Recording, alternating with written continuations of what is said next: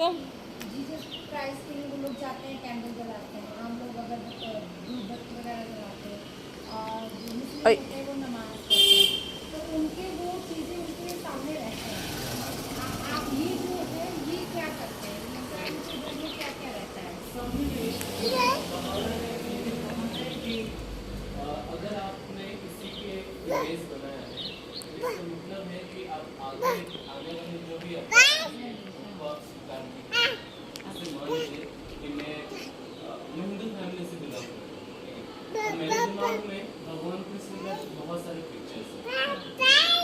और जब मेरे दिमाग में पिक्चर है तो इसका मतलब है कि मैं किसी और को एक्सेप्ट करने में मुझे दिक्कत होगी। लेकिन सच्चाई ये है जो यूनिवर्सल है वो ये है कि हर युग में एक टीचर आएंगे, डिवाइन टीचर आएंगे, ठीक है, वो हर युग में आएंगे। अब जैसे मैं जो मान रहा हूँ, अगर मैं नहीं मान रहा हूँ किसी को, इसका मतलब है कि मैं अपने बच्चों को भी उसी तरह से बड़ा करूँगा। ये मेरे बच्चे भी जो लेटेस्ट अवतार आएंगे उनको नहीं एक्सेप्ट करेंगे।